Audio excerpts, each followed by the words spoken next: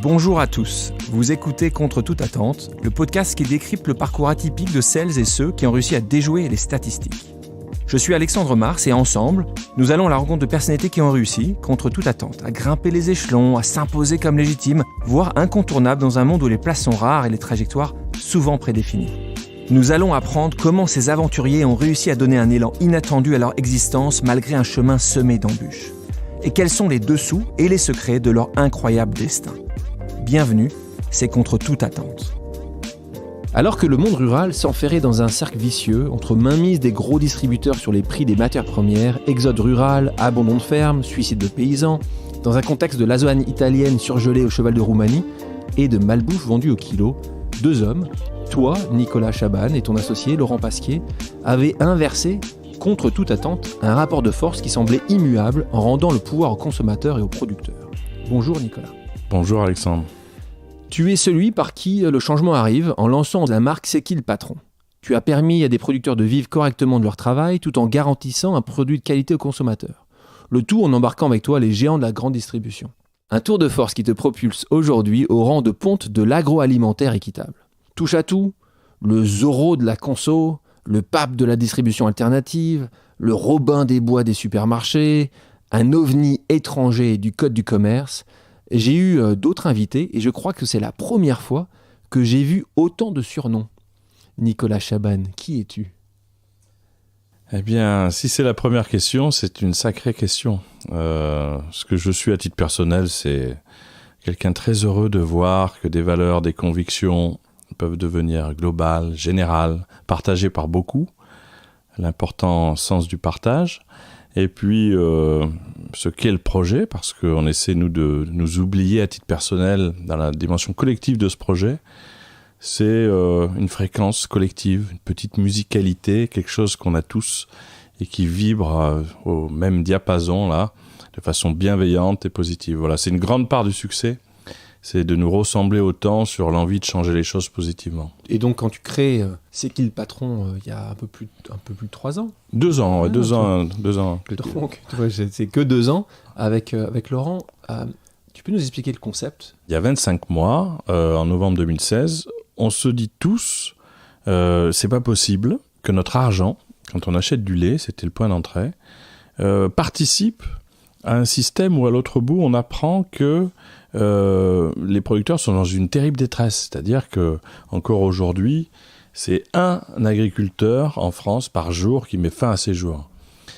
Savoir qu'on était rendu complice involontaire de cette dimension inacceptable nous avait donné envie de changer. Alors il y a eu un petit coup de fil qui a tout provoqué et accéléré. C'est le ministère de l'Agriculture de l'époque. Un conseiller m'appelle, on s'occupait, comme toujours aujourd'hui, de l'anti-gaspi. On a créé les gueules cassées, c'est les fruits et légumes avec des petits défauts d'aspect, qu'on sauve du gaspillage en les vendant moins cher. Bon. Et cette aventure a été présentée à ce moment-là à l'ONU, le ministère en avait fait tout un dossier. Et puis à la fin de la conversation, le conseiller me dit, vous savez, on vit une crise agricole terrible, on en avait parlé, est-ce que vous n'avez pas une idée, côté consommateur, pour aider les producteurs ? Alors je me rappelle avoir retourné la question. Combien il manque sur un litre de lait pour qu'un producteur gagne sa vie et vive de son métier ? Il n'a pas su répondre tout de suite. Il a fait une petite étude, ce qui est un peu étonnant, mais tant mieux, il l'a fait. Et puis il est revenu en disant il manque 8 centimes par litre. 8 centimes pour qu'un producteur, sur sa quantité de lait annuelle, vive de son métier. Dernière question, combien on boit de litres chacun par an et par habitant ? 50 litres. Et là, pour la première fois, je me rappelle de ce moment-là, on fait cette addition, cette équation, 50 litres fois 8 centimes, ça faisait 4 € par an. 30 centimes par mois, un peu plus. Voilà ce qu'il fallait qu'on rajoute, nous consommateurs, sur un litre de lait, pour qu'à l'autre bout, il y ait un sourire d'un producteur qui se lève le matin en étant heureux d'aller faire son métier, en étant rémunéré normalement. Et là, quand vous avez ça en tête, vous vous dites... Tant qu'on ne me prouvera pas que c'est impossible, j'avancerai. C'est d'abord une conviction personnelle, et puis après, elle a été relayée par beaucoup. Et donc ça, c'est le début, il y a moins de 3 ans, de C'est qui le patron ? Après cette discussion, après ce coup de téléphone, comment tout se met en place? Raconte-nous un petit peu cette aventure Alors, incroyable. c'est vrai que ça, c'est une question parce que tout est allé très vite, ça continue d'avancer vite, et même nous, on est un peu spectateurs de ce qui se passe. C'est-à-dire qu'il faut imaginer qu'à ce moment-là, on s'occupe donc de la lutte anti-gaspi, des gueules cassées, de faire en sorte que, au-delà des fruits et légumes, des produits industriels avec des petits défauts d'aspect, rappelons en France que ça remplit chaque année le Stade de France à ras-bord, ces produits parfaitement consommables qui ne voient pas un estomac humain. On était dans ce gros travail. Et puis, l'idée arrive. On arrive à créer au moins le principe et le concept d'un lait équitable qui est rémunérant au juste prix le producteur. Mais il fallait le mettre en place. Et je me rappelle, c'est la bonne étoile des projets, mais bon, ton itinéraire personnel, je pense que ça résonnera de quelque chose que tu ressens, mais quand quelque chose a du sens, sans doute, il y a autre chose que sa propre énergie qui devient un relais pour avancer. Il y a le fait qu'on rencontre un jour dans une soirée Bertrand Swiderski, je dis son nom parce qu'il faut expliquer que parfois une personne peut changer bien des choses. Bertrand Swiderski travaille chez Carrefour, il s'occupe de la RSE, et il entend parler il y avait de la musique, enfin c'était pas du tout une réunion de travail, hein. Je lui dis, mais il y a une marque de consommateurs qui va voir le jour, on rémunère au juste prix un producteur de lait, c'est pas beaucoup plus cher, et on va créer le cahier des charges. Parce que j'ai quand même oublié de dire qu'au-delà de cette notion d'équité, ce qui a fait le succès de C'est qui le patron, c'était de permettre à tout le monde, collectivement, de répondre à des questions toutes simples. Est-ce que vous voulez qu'on rémunère au juste prix le producteur ? On pouvait répondre non, le produit était moins cher, 0,69 centimes. On pouvait répondre un petit peu, 4 centimes, 8 centimes pour aider le producteur. Et à chaque fois qu'on répondait, le prix augmentait. Est-ce qu'on n'enlèverait pas les OGM de l'alimentation ? 5 centimes de plus. Donc de 69, je suis passé à 77 pour l'équité. 77, je monte à 82 centimes. 1 à 3 mois de pâturage, 2 centimes. 3 à 6 mois, 4 centimes. Et pour la première fois, le prix d'un produit s'est créé parce que les consommateurs avaient écrit l'histoire du produit au niveau du cahier des charges et le prix n'était plus vécu comme un grand mystère en rayon qui faisait naturellement se détourner vers le prix le moins cher. On a écrit une histoire qui a du sens pour nous, on défend le prix, on défend le produit. Voilà l'histoire. Donc quand tu fais ça, on en parle beaucoup, on en a parlé beaucoup ces derniers mois, tu es précurseur du RIC en fait. C'est comme ça que vous avez créé en demandant aux consommateurs ce qu'ils voulaient, en fait, c'est ça. Oui, mais tu as raison de parler de ça parce que pendant les 2 ans, tous les partis politiques nous ont appelés. Et on se demandait pourquoi il y avait autant d'intérêt. Jusqu'au jour où, parce que c'était une amie en commun, j'ai accepté, c'est un bien grand mot, mais j'ai dérogé un peu à la règle qui considérait qu'il ne fallait pas qu'on rencontre de politique, puisque c'est complètement apolitique, pourquoi est-ce qu'on irait voir ? Mais j'ai plutôt rencontré un homme que j'ai trouvé plutôt sympa, qui s'appelle Yannick Jadot, qui s'occupe en France du Parti écologiste, et clairement, il a senti toutes mes réserves, mais à la fin, on s'est retrouvé sur un sujet, je lui ai dit, mais finalement, le monde politique pourrait aussi beaucoup évoluer dans cette dynamique. Et on a fait un plan très simple. Alors je vous le décris, on ne le fera jamais dans le cadre de C'est qui le patron, mais ça a été dit, et j'ai une petite info à vous donner, je ne sais pas s'il la confirmera lui après, mais je lui ai dit, mais finalement, le monde politique, ça peut être autre chose. Au lieu d'avoir un programme qui arrive, qu'on lit quasiment pas, parce que je ne sais pas si on a lu beaucoup de programmes politiques depuis qu'on vote. Au lieu d'avoir un programme comme ça, on pourrait inverser le système, on prend la PAC, la PAC c'est 120 € par an et par habitant pour un Français. Voilà ce que ça coûte la PAC. Nicolas, pour nos auditeurs, qu'est-ce que la PAC ? Politique agricole commune. C'est ce qui dirige au niveau européen une politique fédérale autour des enjeux de l'agriculture. En France, quand on finance ça, puisque tous les pays le financent, c'est 120 € par an et par habitant. Et finalement, dans cette discussion, je dis à Yannick Jadot, mais pourquoi ne pas décider de ce qu'on va en faire ? Pourquoi est-ce que finalement, on ne pourrait pas être en amont, en capacité de comprendre les orientations possibles ? Parce que si on comprend mieux l'orientation, notamment budgétaire, on va pouvoir, premier point, comprendre, deuxième point, nous associer.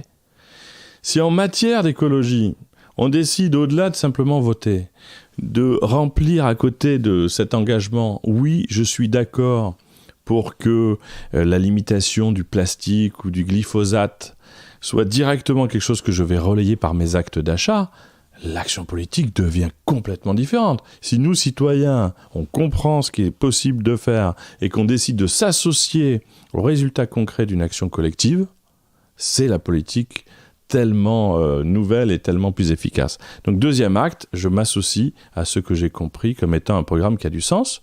Troisième point, et on voit qu'à chaque fois, il y a une relation avec C'est qui le patron, il faut qu'on puisse, nous, citoyens, être dans chaque réunion où il se passe des choses. On va faire un truc simple. On le sait très bien. Quand un ministre de l'Agriculture propose à un grand groupe de mieux payer les producteurs, il y a des lobbyistes qui viennent avec des grands sourires et très sympas, et la discussion s'arrête très vite, parce que le groupe dit, écoutez, nous on a une rentabilité, vous vous rendez compte, on a des actionnaires, si on paye mieux, on n'est plus dans nos niveaux, alors il va falloir qu'on fasse des économies, donc on va devoir licencier des gens, et la discussion s'arrête. Imaginez 2 minutes, ce qu'on a vécu depuis 2 ans, dans la même réunion, la présence de citoyens, consommateurs, qui vont entendre ce discours du grand groupe et qui vont dire, mais attendez, vous voulez dire que vous pourriez éventuellement mieux rémunérer, avec notre argent, l'oublions pas, mais vous ne le faites pas pour des raisons économiques. Vous savez, si vous ne le faites pas, nous on va arrêter d'acheter vos produits. Voilà comment ce bulletin de vote phénoménal qu'on a tous dans nos poches, qui s'appelle la carte bleue, est capable de changer le monde beaucoup plus rapidement que tous les votes et les programmes politiques. Donc vous voyez, ce troisième point qui consiste à s'impliquer nous-mêmes dans ce que pourrait devenir une autre forme de politique marcherait très bien. Et quatrième point, et c'est le dernier, mesurer les efforts collectifs. On l'a fait pour le lait, chaque personne qui achetait individuellement une brique de lait voyait cette courbe s'envoler positivement et se rendait compte que ça avait du sens. Si on fait pour la limitation du plastique, en achetant moins de produits qui utilisent le plastique, une courbe descendante de la transformation du plastique, on pourra mesurer que ces efforts marchent. Donc, c'est bien loin, et on ne le fera jamais dans le cadre de C'est qui le patron, mais on voit clairement qu'il y a une relation sociétale. C'est une dynamique qui dépasse le cadre d'un projet, puisque ce bon sens collectif, cette intelligence collective, et surtout nos heures qu'on peut mettre individuellement au service de causes collectives, est une richesse tellement plus grande que les millions d'euros qui n'existent plus ou qui sont difficiles à trouver. Donc ça, c'est le concept, avec ces 4 points majeurs, donc les piliers de ton offre, de cette mission qui est la tienne. Carrefour, alors là, c'est comment Carrefour, parce que tout ce que tu dis ici, de facto, c'est une critique implicite du système, et en particulier des marques distributeurs. Et pourtant, quelqu'un chez Carrefour va t'ouvrir la porte. Alors ça, c'est incroyable, et d'ailleurs, les conséquences ont été positives. Très, très positives pour Carrefour. Mais là, c'est pareil, c'est une dimension humaine. Bertrand Swiderski, directeur de la RSE, la responsabilité sociale et environnementale, tout ce qui est là pour donner du sens à autre chose que du business pour le business, présent et est très sensible. Itinéraire spécial, Bertrand Swiderski. Il vient du conseil, il est extérieur à Carrefour. Jérôme Bédier, le secrétaire général de l'époque, lui dit « J'aime bien votre influence et votre regard, vous ne voudriez pas venir travailler chez Carrefour ?» Il dit « Oui, mais si je reste libre ». Et Jérôme Bédier lui dit « Oui, que si vous restez libre ». Donc c'est ça qui se met en place. Et ces 2 personnes, quand je les rencontre dans un déjeuner, et que finalement Bertrand Swiderski il a été intéressé par quoi comme Jérôme Bédier? Par la dimension de père de famille qu'il était. Un produit, 8 centimes de plus, 4 euros, qui aide des producteurs, ça l'interpellait déjà à titre personnel, on en a reparlé après.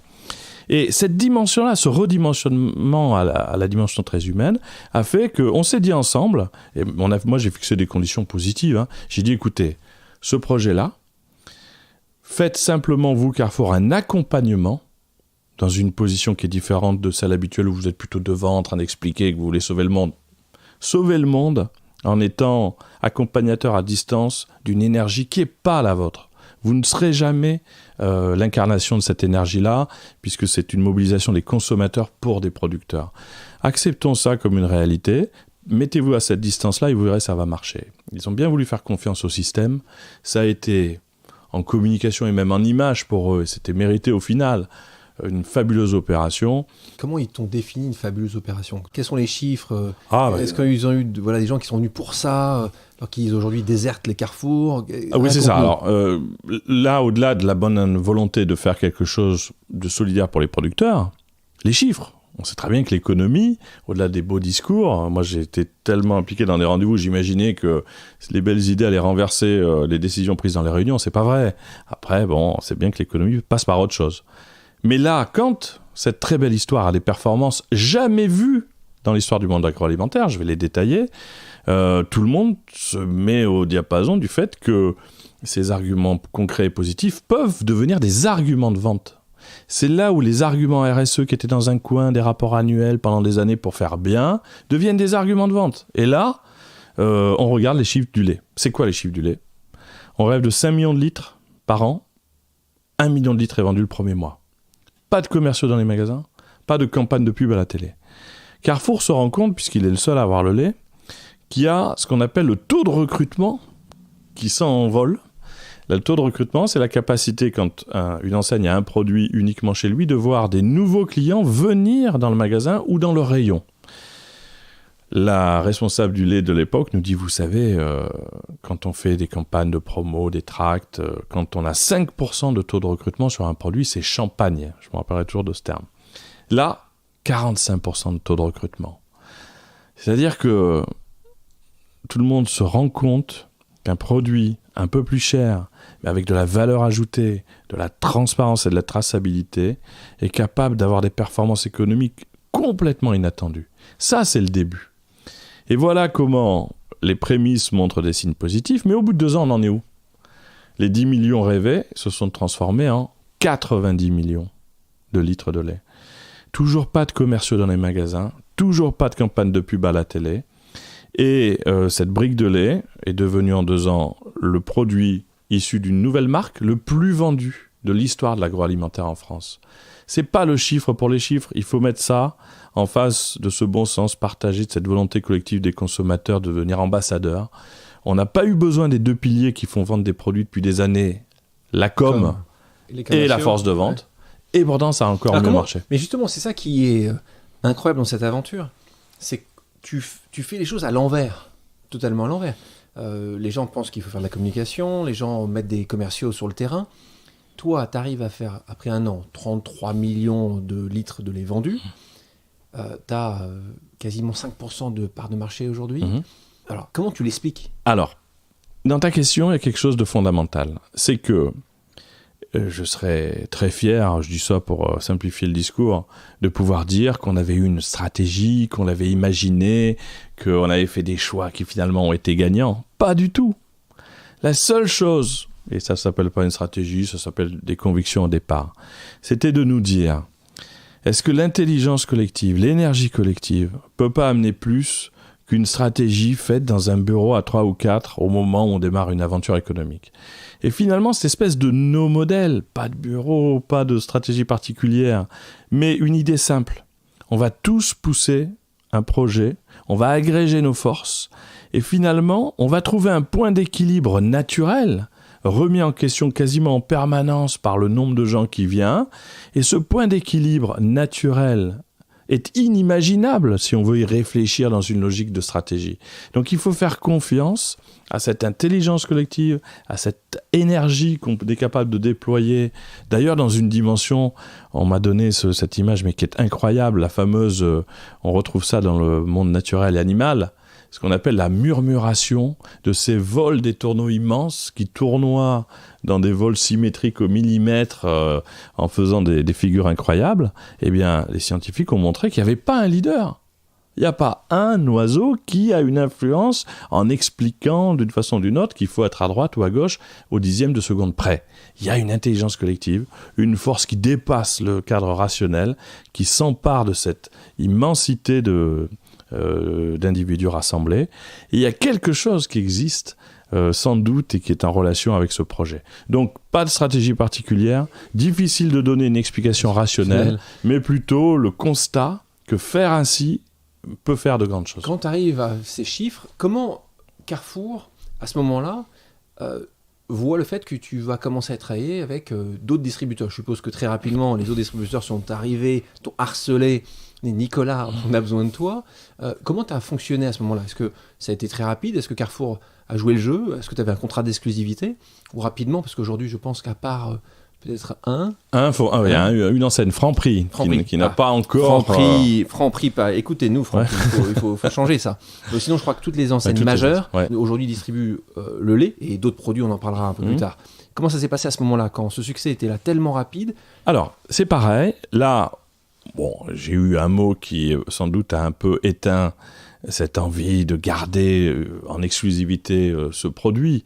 J'ai dit à Carrefour, et j'avais pas besoin de beaucoup argumenter, on peut pas, quand un produit est aussi collectif, valeureux, défendre l'équité, vous pouvez pas, vous, enseigne, vouloir garder uniquement pour vous quelque chose que vous accompagnez de vos voeux dans un développement le plus large possible.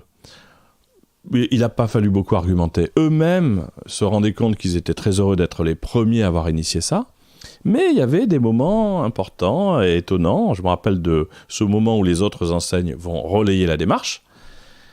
Et Carrefour dit, on va faire une communication en disant on est très heureux d'avoir pu initier la démarche. Et je me rappelle de la première pub qu'ils nous présentent. Il y a un gros logo en haut, Carrefour. Carrefour est très heureux d'avoir pu faire naître ce projet, etc., etc. Et ils me demandent mon avis. Alors je leur dis, vous savez, moi je pense que peut-être vous pourriez faire autre chose, quoi. Vous mettez le produit avec des arguments, c'est des petites bulles qui viennent rappeler équité, soutien le producteur, pas d'OGM, pâturage, forages locaux. Expliquez ce qu'est le produit. Et en bas, vous mettez simplement en vente dans tous les magasins Carrefour. Renoncez au porte-voix qui parfois rend moins audibles les messages, et puis mettez-vous dans une autre dimension qui est plutôt la fierté de le faire. Et ils ont rajouté, nous sommes très heureux d'avoir pu initier et ouvrir les premiers rayons, et nous invitons tous nos confrères désormais à faire la même chose pour qu'un maximum de producteurs soient aidés. Et voilà comment la belle histoire a aussi engendré une jolie communication. On parle des distributeurs parce qu'ils sont aujourd'hui très importants dans ton activité. Il faut aussi parler des autres marques. Là, c'est plutôt des concurrents, même si les distributeurs, à travers leur marque distributeur, se considèrent aussi, se voient comme concurrents. Comment les géants de l'agroalimentaire vous ont vu arriver il y a 2 ans de ça comme des ovnis en disant ça ne marchera jamais et comment aujourd'hui ils vous voient?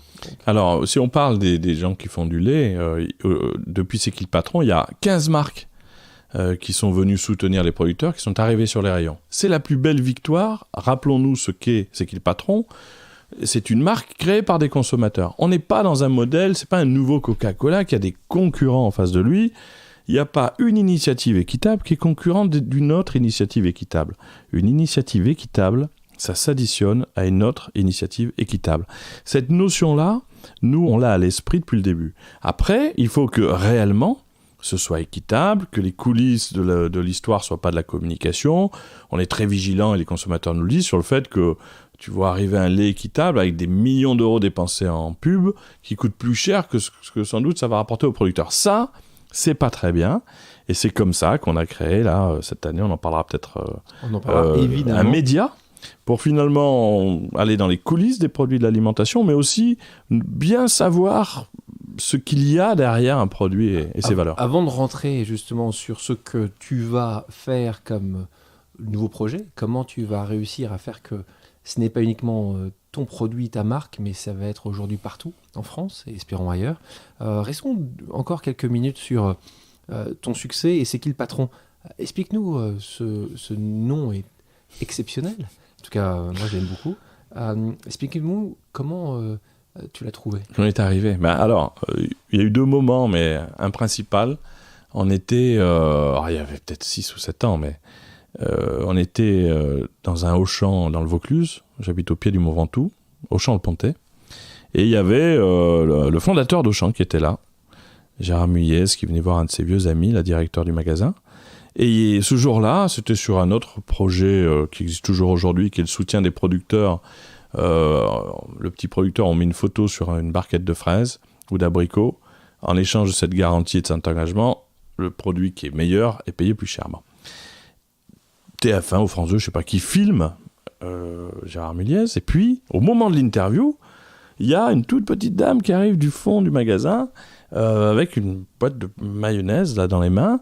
Et lui, il voit ça du coin de l'œil. Alors, elle voit ce monsieur avec une cravate au champ et l'interpelle. Lui, il arrête tout. Il arrête l'interview. Oui, madame, qu'est-ce qui se passe?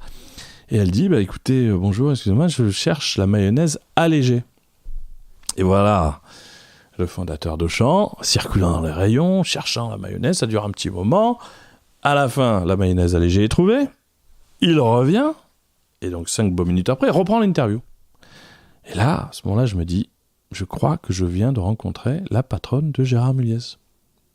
C'est qui le patron ? Combien de personnes en France auraient pu, à ce moment-là, l'interrompre dans cette interview ? Donc c'est vrai que c'était ça, et puis des petites choses, mais cette notion de c'est qui le patron qui est positive, c'est pas agressif, mais c'est pour rappeler à tout le monde, et alors là, il y a d'autres enjeux qui croiseront tes convictions, c'est que si on se rend compte du pouvoir phénoménal que nous avons, et notamment par la carte bleue. Et récemment, tout n'est pas très structuré dans mon esprit, soyons clairs, mais il y a mon instinct qui me dit, mais bon sang de bois, si on comprend qu'individuellement, grâce aux réseaux sociaux, on peut se parler, qu'on se rend compte qu'on a une carte bleue capable, puisqu'elle finance 99% de ce qu'est notre monde, d'avoir une influence à un niveau 1, comme remonter jusqu'au gouvernement de tous les pays, si on décide, nous, citoyens, de façon bienveillante, d'organiser les choses et une action commune et collective, on est capable de faire basculer un monde qui ne dépend que de nous et de cet acte d'achat. Donc ça permet d'imaginer tellement de choses incroyables. Souvent, les gens posent la question, comment on peut faire que ce monde, demain, soit un peu plus raisonnable ? Et la réponse, elle est là, elle commence par nous. Elle commence par ne plus accepter. Elle commence par acheter d'une manière équitable. Et ta marque, c'est la marque d'aujourd'hui. C'est une marque qui laisse le consommateur acteur. Toi, tu l'appelles le consommateur, et c'est là où on est aujourd'hui. On est dans un monde où, globalement, tu lui as redonné le pouvoir à ce consommateur. Et comment toi, tu le vois ? Tu le sens vraiment aujourd'hui que tu pèses de tout ton poids sur cette évolution de société ? Je le vois un petit peu différemment, c'est-à-dire que c'est un jeu qui vaut un on, j'imagine, quand tu poses la question. Mais c'est même pas nous qui pesons, nous on est l'expression qui vient cristalliser le fait que les choses sont possibles autrement. Là, d'un seul coup, on se rend compte par cette initiative, il y en a bien d'autres aussi. Mais là, c'est concrètement la preuve, en France déjà, et il y a d'autres pays qui vont suivre, que si nous, consommateurs, avec peu de moyens, n'imaginons pas qu'il faut avoir des millions pour faire des choses incroyables. On se rassemble, on se parle via les réseaux sociaux, on partage des convictions qui sont tellement communes que finalement on n'a pas à faire de grands plans compliqués, on parle de notre bon sens et de notre volonté de changer les choses déjà de façon très simple. Si on fait ça, et qu'on se parle, et qu'on prend des informations sur les entreprises, comme tu l'as très justement dit, qu'est-ce que fait cette entreprise de mon argent ? À quoi sert mon argent ? Qu'est-ce que vous en faites de cet argent pas facile à gagner quand je le dépense chez vous ? En récupérant ces informations-là, on va naturellement à la base orienter nos actes d'achat vers des entreprises plus vertueuses, au-delà même des produits vertueux. Ça ne suffit plus d'avoir un produit sympa et vertueux. Il faut aussi que l'entreprise soit dans une logique de changement. Et bien avec ces informations-là, on va pouvoir de façon incroyable faire des effets de levier au-delà de ce qu'on peut imaginer. Rappelons-nous quand même, s'il y a 2 ans on avait dit quelques petits consommateurs dans une logique un peu spontanée vont créer une brique de lait, et vous verrez 2 ans après, ça va être le produit le plus vendu de l'histoire en tant que nouvelle marque, et elle va faire basculer le marché du lait, l'équitable va apparaître dans les rayons, les grandes marques vont s'en emparer, personne ne l'aurait imaginé. Ce qui fonctionne très bien, et si on le voit dans toute marque, quand elle fonctionne, c'est que quelques années après, on se dit, mais comment c'est possible que ça n'existait pas avant ? Et aujourd'hui, je peux t'assurer que quand je parle de ce produit-là, à des gens qui sont nouveaux consommateurs, donc ils disent, mais ah bon, c'est nouveau ? Ah bon, on faisait pas ça avant ? Ah bon ? Et c'est là où on voit que parfois, t'as bon et t'as juste, alors que c'est assez innovant pour la plupart des gens. Mais ça, je peux te dire un mot là-dessus. Ouais. Souvent, on a dû te poser la question aussi, comment vous avez eu cette idée En réalité, une bonne idée, elle est au même moment dans un coin chez tout le monde. C'est-à-dire qu'il faut juste faire vibrer cette fréquence collective qui, d'un seul coup, te fait dire « bah oui, c'est une évidence ». Mais il n'y a pas eu besoin d'une conférence de 2 heures pour te montrer qu'une idée toute simple avait du sens. Donc, il faut réveiller cette petite... cette espèce de vibration un peu globale et collective, et tout le monde s'en empare en disant « ouais, c'est une bonne idée parce que je la fais mienne ». C'est ça le principe. Mais toi, au vu de l'actualité de ces derniers mois, au vu du mouvement des Gilets jaunes, difficile de s'empêcher de faire le rapprochement avec le concept de C'est qui le patron ? C'est un peu la marque des Gilets jaunes ? Alors, nous, par nature, on pense que, et c'est fantastique, ce mouvement des Gilets jaunes montre des choses incroyables, mais par nature, on veut jamais politiser ce qui, naturellement, doit être rien d'autre qu'une marque collective, loin de ces dimensions-là. Mais ce qu'on peut dire aujourd'hui, on y a réfléchi, je ne devrais pas dire ça, parce qu'après, on va me dire, mais pourquoi ça n'existe pas Ta référence est assez étonnante.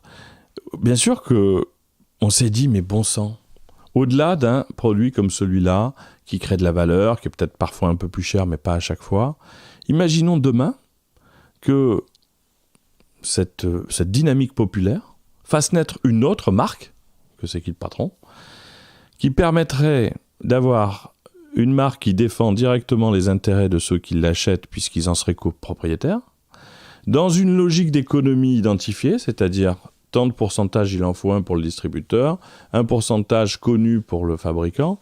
Si cette masse de gens que nous sommes et qui parfois aussi a bien moins de moyens qu'on ne peut les avoir nous, se rassemble et rassemble son acte d'achat vers une marque unique, on aura la possibilité d'avoir une économie d'échelle et finalement d'avoir des prix sans doute qui seront en baisse et de maîtriser différemment notre consommation. Donc il y a certainement la place pour une marque encore plus populaire qui viendrait éviter qu'on butine d'une marque à une autre au gré du marketing et de la com que nous font les marques. Ça serait la nôtre, transparente. On sait où va notre argent, on trace tout, on maîtrise tout.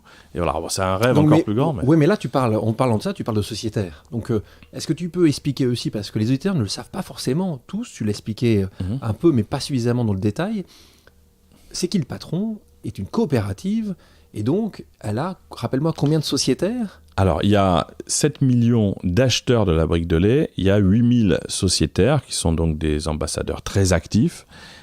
Oui, parce que il faut vraiment le préciser. La coopérative, ça a l'avantage de pouvoir ramener tout le monde dans une dimension, une voix, un vote. On peut donc prendre des décisions collectives et communes. Ça coûte 1 euro pour être adhérent. On n'a pas voulu que ce soit plus pour pas qu'il y ait d'histoire financière. Et ces ambassadeurs-là, comme d'ailleurs les 7 millions de personnes, ont un rôle clé. Le succès, moi j'en parle très humblement, presque un spectateur, parce qu'on a créé la dynamique de départ. Mais comment vendre 90 millions de litres de lait sinon en bénéficiant d'un relais à un autre niveau que celui qu'on avait nous mis en place. Comment devenir sociétaire, pour ceux qui nous écoutent ? C'est faisable ? Ah oui, bien sûr, on invite tout le monde, parce que cette marque, c'est notre marque à tous, en tant que consommateurs. On va sur le site internet, il y a un petit bulletin d'adhésion, il faut quelques minutes, on paye 1 euro... en ligne, et on devient donc sociétaire.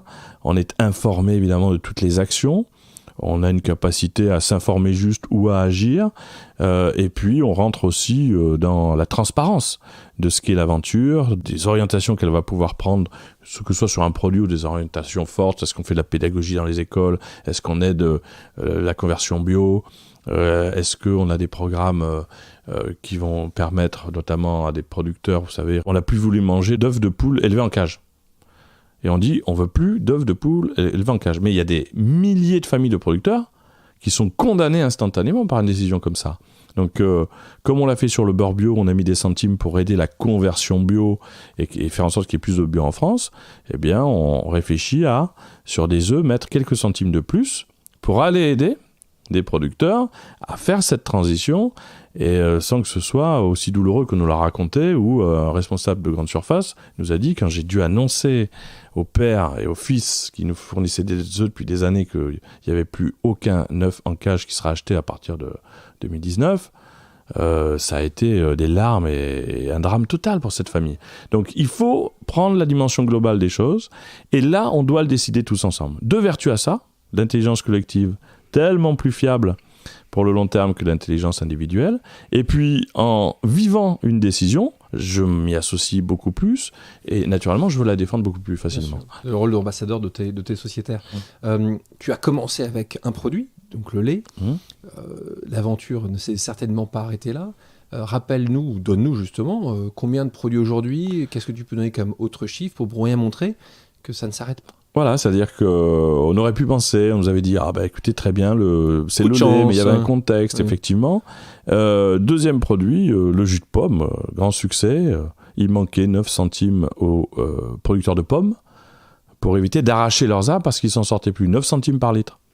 Eh bien, on a créé le jus de pomme, et puis, je ne vais pas tous les énumérer, mais le beurre bio, fabuleux exemple. Un beurre bio, est-ce qu'on rajouterait des centimes pour aider le bio de demain, c'est-à-dire la période où les producteurs sont en conversion, ils ont toutes les contraintes du bio, mais ils n'ont pas la rémunération. La grande distribution nous a dit, mais vous rigolez, personne ne rajoutera un centime qui ne serait pas indispensable au produit. 15 centimes ont été rajoutés, 15 centimes qui sont devenus, à l'échelle d'une année, à peine 2 €, mais qui ont permis d'aider des centaines de producteurs dans cette période-là. Et le produit s'est à ce point vendu, alors que tout le monde imaginait que ça serait difficile, qu'il est devenu l'innovation bio la plus vendue en 2018. Donc on voit qu'à chaque fois qu'on met de la valeur dans un produit et qu'on explique, ça devient un succès. Et c'est ainsi qu'on est arrivé là au 15e produit. Les toutes dernières sont les sardines. Je vous ferai à chaque fois, et ça serait trop long, mais c'est tellement simple. On nous a posé des questions. Est-ce qu'elles viennent du bout du monde? Est-ce qu'elles sont pêchées près de nos côtes? Est-ce que vous voulez des filets qui ramassent tout en une fois? C'est moins cher, mais il y a 2 gros chalutiers qui tirent, ça pollue, et les sardines sont écrasées au fond du filet? Ou est-ce que c'est un scan qui identifie le banc, on resserre, le filet arrive, et par-dessous remonte, le poisson arrive vivant et intègre jusqu'au bateau? Enfin, 8 questions, 5 minutes. Et on change la compréhension du produit, ça devient le nôtre parce qu'on le connaît par cœur et on peut même en parler aux autres. Quand tu fais la liste, donc les produits, tu fais les pizzas, le fromage, les œufs aussi, un autre grand succès de C'est qui le patron? Un échec? Le steak? La viande.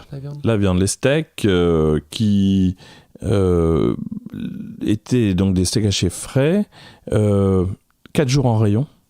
Donc là, on a beaucoup moins le temps de comprendre et le prix était trop cher. C'est-à-dire que il faut quand même faire attention. C'était le seul cas où on était, je crois que c'était 2,99 pour un équivalent qualitatif, et là on était à plus de 4 €, donc c'était pas possible. C'était le seul cas où ça a été trop haut parce que ça n'a pas été, à mon avis, assez réfléchi et calculé. Mais il reste des steaks, je veux quand même le dire pour que... Ça, c'est les steaks hachés frais.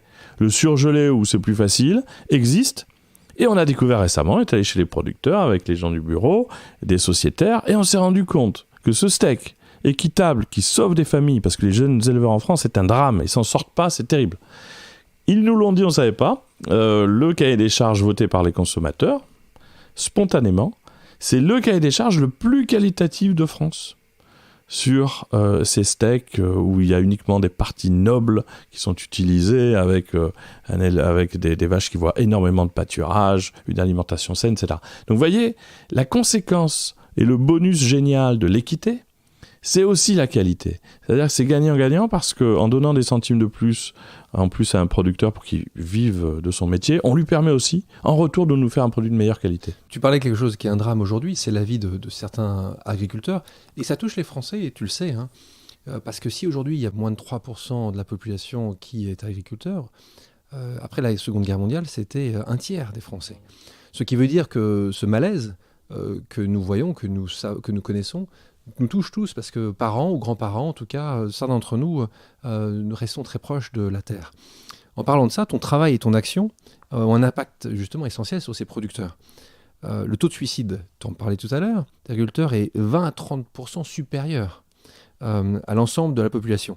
Quand tu te déplaces, toi, quand tu vas justement passer du temps avec les producteurs, est-ce que tu le ressens, ce malaise de la ruralité? Ouais. C'est quasiment le point le plus important de tout ce qu'on aura évoqué dans le témoignage que je peux en faire. C'est qu'il faut se rendre compte, on le ressent à distance, mais quand vous allez voir une famille de producteurs, comme c'était le cas des premières familles qui ont été véritablement, et c'est leur mot, sauvées par les consommateurs et la démarche, et qui vous disent, voilà, on vend du lait aujourd'hui à un prix tellement bas que quand on se lève le matin, on sait qu'on va perdre 120 € en se couchant le soir. Et on n'a pas la possibilité de faire autrement parce que c'est pas un dépôt de bilan d'un petit commerce où tu mets la clé sous la porte malheureusement et tu t'arrêtes. Il y a 80 vaches, on les connaît toutes par leur prénom. Enfin, je suis la 5e génération, j'ai pas envie d'être celle qui arrête après mes aïeux, mes grands-parents, mes parents. Et c'est pour ça qu'il y a un drame total. Et quand vous savez que il y a une détresse aussi grande, vous ne pouvez pas imaginer, vous, finalement, devenir bien involontairement caution par son acte d'achat du fait que ça se maintienne de cette façon-là. Maintenant, on va parler du positif. Ces familles-là, qui ont pu toucher, non pas 20 centimes, comme c'était à l'époque le cas, mais 39 centimes pour arriver à ce prix-là. Eh bien là, vous avez, mais il faudrait que vous puissiez avec nous le vivre pour comprendre. On essaie de beaucoup témoigner de ça et de faire témoigner tout le monde. Mais vous avez des gens qui, d'un seul coup, se lèvent le matin en gagnant leur vie avec un grand sourire, se couchent le soir avec un grand sourire, sont capables d'embaucher le petit-neveu, de prévoir le fait de pouvoir transmettre la production. Et il y a un mot extraordinaire de Martial Darbon, qui a été le producteur courage qui a permis tout ça. Il m'a dit, moi, pendant 2 ans, j'ai pas dormi. J'étais le président d'une coop de 80 familles et je savais qu'on allait dans le mur et on s'en sortait pas. Il restait 2 mois avant que le banquier débranche la prise, quand l'histoire est arrivée. Je dormais pas depuis 2 ans. J'avais tellement peur que le téléphone sonne pour m'annoncer un drame. C'était terrible. Et il dit, quand on a vu cette initiative arriver, il y a eu cette réunion à la mairie et il avait en face de lui le responsable de Carrefour et de la laiterie, Emmanuel Vasnex. Disons le nom des gens merveilleux sur Terre pour cette partie-là. Et que les gens ont dit, ok, on fait la démarche et on va prendre la totalité du lait. Il m'a dit, j'ai encore pas dormi pendant 3 nuits parce que je pouvais pas croire que c'était possible. Donc effectivement, il y a des insomnies plus faciles à vivre que d'autres. Avant C'est qui le patron ? Tu as fondé le collectif, tu en as parlé à plusieurs reprises, Les Gueules Cassées, en référence à ces produits moches, refoulés, de la commercialisation. Donc la lutte contre le gaspillage alimentaire, le juste prix aux producteurs. Est-ce que tu te décris comme un activiste ? Alors, par conséquence, oui, finalement, même si c'est pas un sentiment d'agacement ou négatif qui me motive. Je le vis pas comme ça. Je me dis pas, c'est terrible, c'est horrible, il faut tout changer. Il y a des salauds, il faut les faire tomber. Je ne vois pas les choses comme ça. Je me dis, on a une capacité phénoménale déjà à se mettre en scène positivement. Commence par toi. Essaie d'avoir 2-3 personnes qui pourraient penser la même chose. Ne les trahis pas dans leurs convictions. Règle ton fameux équilibre commun en permanence au diapason de ce que tout le monde pense. Et on devient un militant. Mais je me rends compte aussi, il y a la rue qui permet d'exprimer des positions, et ça a toujours été le cas et c'est indispensable. Mais là, vous pouvez faire une révolution à votre niveau individuel en vous rassemblant de cette façon-là, avec, encore une fois, cet acte d'achat tout simple, sans bruit. Quand à un moment donné on déplace son argent vers des boîtes vertueuses qui font des efforts et qu'elles sont couronnées de succès, les autres regardent ce concurrent grandir et vont forcément changer. On peut orienter la globalité de ce monde à partir de son acte d'achat, j'en suis certain. Et ça se fait dans la douceur de la décision intime prise qui n'attend plus que quelqu'un d'autre, un messie ou un ennemi, puisse voir les choses différemment. Est-ce que tu peux nous parler de ce prochain projet ? Tu l'as évoqué tout à l'heure, en connexion avec C'est qui le patron ? Qu'est-ce que tu vas faire pour avoir encore plus d'impact pour le consommateur ? Alors, depuis tout à l'heure, tu dis « je vais faire ». Je me suis retenu de dire « on », mais c'est vraiment toujours ce qu'on va faire. Mais t'as raison de bien le mettre en avant. Voilà, c'est très important parce que seul, je ne ferai rien. Voilà, donc ensemble, il y a une suite naturelle. On a créé des produits tous ensemble, les consommateurs, 15 produits équitables, c'est un succès. Il y a eu 40 grandes marques qui nous ont appelés en disant « on aimerait vraiment que vous puissiez venir dans les coulisses de nos produits pour voir qu'on fait aussi des choses intéressantes. » Dans un premier temps, c'était pas du tout le rôle de C'est qui le patron. On a dit non, jusqu'au jour où on s'est dit, mais bon sang, finalement, est-ce que nous, on veut faire la plus grande marque du monde avec des milliers de produits ? On le fera jamais. Alors, est-ce qu'on ne peut pas aller voir dans les coulisses des produits qu'on consomme et qu'on donne à nos enfants, comment ils sont faits ? Est-ce qu'on ne peut pas comprendre de la même manière, avoir une influence, réfléchir et finalement contrôler ? Donc on s'est mis en situation là, en 2019, de créer un média. On est venu, on nous a proposé, notre bonne étoile a fait que les gens sont arrivés en disant « si vous voulez, on vous aide à créer la chaîne des consos. Alors, c'est pas notre métier de départ, mais on a des très belles conditions pour le faire. La chaîne des consos, c'est, sur le principe de C'est qui le patron, un média indépendant, libre, qui va aller voir dans toutes les coulisses des produits que nous consommons, comment ils sont faits, la dimension d'équité, le prix payé au producteur, la dimension nutritionnelle, voilà. Et en découvrant par nous-mêmes la réalité de ça, si on estime que c'est intéressant, on le dira aux autres. Quand nous estimons, de nouveau, c'est les sociétaires Voilà. de C'est qui le patron diront oui ou non, et plus élargi, Et diront plus élargi. oui ou non. Donc globalement, Ouais. il y aura un vote, de nouveau une démocratie qui sera une démocratie collective sur ces sujets, participative. Voilà. Récemment, là, effectivement, on le fait depuis des semaines. On a donc 3 étages à Paris, un plateau de télé, un plateau radio, un théâtre connecté où on peut organiser des débats et où tout le monde peut entendre et poser des questions. Les premiers fabricants sont venus. On a même vu des très grands acteurs du monde agroalimentaire. Ça ne veut pas dire qu'on va le faire, mais on écoute. Expliquez-nous ce que vous voulez faire. Comment au départ les gens réagissent? Quand tu m'as parlé de ça, je me suis dit mais est-ce que tu vas justement travailler avec eux? Est-ce que les gens, je pense que comme d'habitude, ils voient ça, il y a une réaction de rejet au départ, Oui. en disant mais pourquoi tu fais ça? C'est l'inverse, tu vas les faire rentrer dans le système. Toi, tu vois ça différemment. Tu penses que puisque tu es dans le système, c'est en étant dans le système que tu le feras changer. C'est ça? Absolument. Je crois vraiment que, bien sûr, le plus simple aurait été de ne pas le faire. On reste dans notre dynamique et c'était déjà certainement très bien. Mais quand vous avez finalement la possibilité, de façon saine et positive et bienveillante, de rayonner positivement au-delà des propres produits, c'est qui le patron. 3 exemples. J'en cite qu'un. Le lait Monoprix MDD, donc marque distributeur, c'est devenu du lait C'est qui le patron. Sous la marque Monoprix, il y a du lait équitable.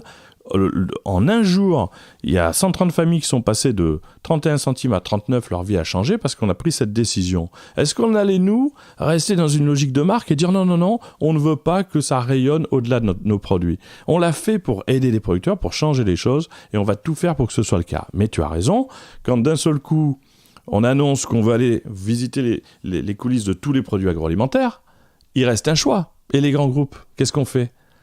Nestlé, Danone, ils nous ont tous appelés. Première idée, on n'y va pas. C'est ce qui s'est passé au bureau, au niveau là, on n'a rien à faire là. Et puis tu te dis, une minute après, donc ils font 85% des produits qu'on consomme et qu'on donne à nos enfants, et on leur dirait, restez comme ça, c'est pas grave. C'est un chemin. On s'est dit, on va pas valider le fait de le faire avec eux, mais on va essayer au moins de comprendre comment ils fonctionnent. Donc il faut bien préciser que lorsque ces marques, petits acteurs, PME ou grands groupes viennent, ça ne veut pas dire qu'on va le faire. On filme tout, on le fait en ce moment.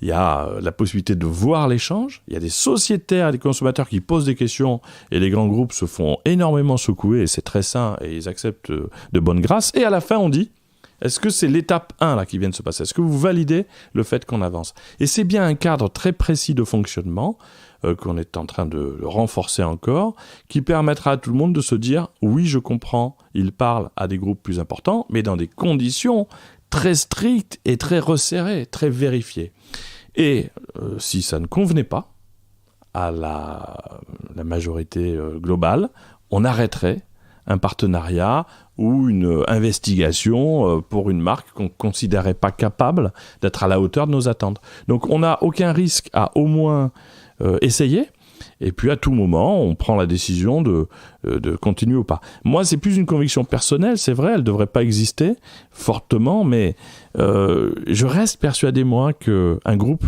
économique dicté par des actionnaires qui a pu avoir des mauvaises habitudes, et s'il se rend compte que les consommateurs ont décidé de changer les choses, il veut continuer, lui, à être dans une logique économique et gagner sa vie. Donc il faut au moins voir si notre influence ne peut pas rencontrer cette nouvelle vision qu'ils auraient de leur propre business, et si c'est le cas, ça va changer. On s'en rendra peut-être compte que ça n'est pas possible. Résultat, dans quelques semaines. Je pense en effet que le darwinisme est toujours d'actualité et que l'homme, avec un grand H, s'adapte à ce qu'il considère, dans le cas présent, de ce qu'il y a de mieux pour lui. Nicolas, pour terminer ce podcast, un petit quiz. Alors, 2 questions, simples. Tu choisis l'un ou l'autre, tu expliques ou pas pourquoi. Le lait avant ou après les céréales? Après. Ardèche ou Vaucluse? On peut répondre qu'à une question. Hein. Ardèche. Fraise de Carpentras ou litchi de Madagascar? Fraise de Carpentras. Nikos ou Nagui? Nikos. Accent ou pas d'accent? Évidemment, accent. Verlaine ou Rimbaud? Rimbaud. Coup de com' ou coup de gueule? Coup de gueule. Poivre vert ou camembert? Poivre vert. La Poste ou Twitter? Twitter. Activiste ou humaniste? Humaniste. Yuka, l'application, ou 60 millions de consommateurs? Yuka. TGV ou TER? TER. Pierre Rabhi ou FNSEA? Pierre Rabhi. Rond-point ou Carrefour? Très jolie dernière question. Rond-point. Nicolas, merci beaucoup d'avoir accepté mon invitation. Merci à toi, à tes équipes, à vos sociétaires de faire ce que vous faites au quotidien, de montrer que la consommation peut être différente. Et merci à tous d'avoir écouté Contre toute attente, le podcast qui décrypte le parcours atypique de celles et ceux qui ont réussi à déjouer les statistiques. Si l'émission vous a plu, n'hésitez pas à la partager et à vous abonner. À la prochaine.